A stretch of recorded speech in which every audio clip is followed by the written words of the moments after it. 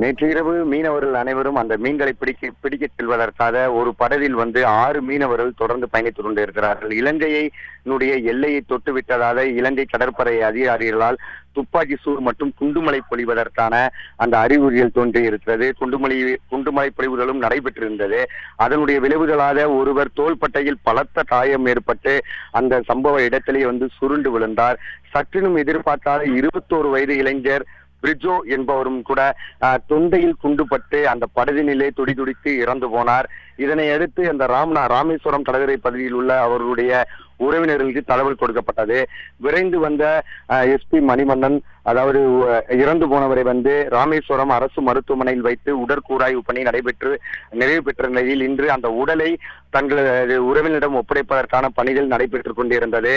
ஆனால் ஆத்திரமடைந்த அந்த பெற்றோர்கள் மற்றும் மீனவர்கள் அந்த தங்கச்சி மடம் என்னும் ஊரில் தான் இவர் வசித்து வந்தார். அந்த தங்கச்சி மடத்தில் இருக்கக்கூடிய கிராமத்து பொதுமக்கள் அனைவருமே ஒன்று கூடி எங்களுக்கு நீதி கிடைக்கிற வரையில் நாங்கள் இந்த உடலை எந்த விதத்திலும் வாங்க மாட்டோம், இந்த உடலை நாங்கள் அடக்கம் செய்வதற்கான எந்த விதமான முயற்சிகளையும் மேற்கொள்ள மாட்டோம் என்று தொடர்ந்து ஈடுபட்டு வருகிறார்கள். அதே போல போலீசார் சற்று நேரத்துக்கு முன்னால் ஒரு ஆம்புலன்ஸ் வரவழைக்கப்பட்டு அந்த ஆம்புலன்ஸில் உடலை ஏற்றுவதற்கான முயற்சியில் நடைபெற்றுக் கொண்டிருந்தது. உடனே இதனை அறிந்த அந்த அரசு மருத்துவமனையில் இருந்து கொண்டிருக்கிற உறவினர்கள் மற்றும் தங்கச்சி மடத்தினுடைய கிராமத்து பொதுமக்கள் மீனவர்கள் அனைவரும் ஒன்று கூடி உங்களை நாங்கள் எங்களது உடலை எடுத்துச் செல்வதற்கு அதாவது எங்களது உறவினர்களுடைய உடலை எடுத்துச் செல்வதற்கு நாங்கள் அனுமதிக்க மாட்டோம், எங்களுக்கு தேவையான நீதி கிடைக்க வேண்டும், இனிமேல் இது போன்ற ஒரு சம்பவங்கள் நடைபெறக்கூடாது, ஒவ்வொரு முறையும் எங்களது மீனவர்கள் கொல்லப்படுகிற பொழுது இனிமேல் இது போன்ற அசம்பாவிதங்கள் நடைபெறாது, அதற்கான ஒரு சட்டங்கள் கூட இயற்றப்படும் என்று தமிழக அரசு மற்றும் மத்திய அரசினால்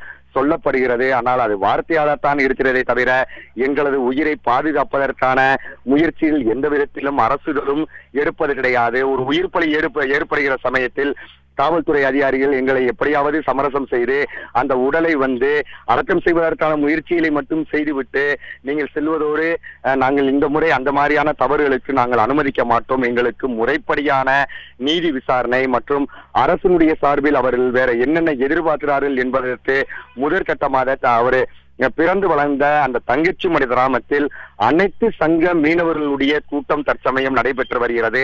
அந்த சங்கத்தினுடைய கூட்டத்தினுடைய முடிவு என்ன முடிவாக இருக்கும் என்பதை பொறுத்த மட்டுமே இந்த உடல் வாங்கப்படுமா அல்லது போராட்டத்திற்கு எடுத்துச் செல்லப்படுமா என்ற பல்வேறு கோணங்களும் சந்தேகங்களும் நம்மிடம் இருக்கிறது.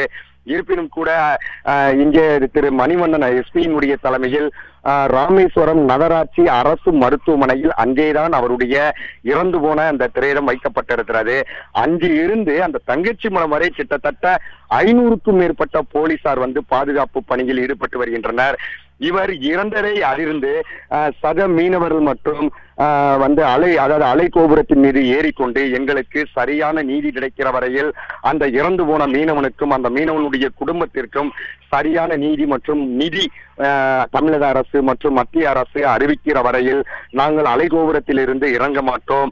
இன்னும் சற்று நிமிடத்திற்குள் அரசாங்கத்தின் சார்பில் எங்களுக்கு முறைப்படியான அறிவிப்பு ஆதரவு வராத பட்சத்தில் நாங்களும் தற்கொலை செய்வதற்கு தயாராக இருந்து கொண்டிருக்கின்றோம் என்று கூட சொல்லி வருகிறார்கள்.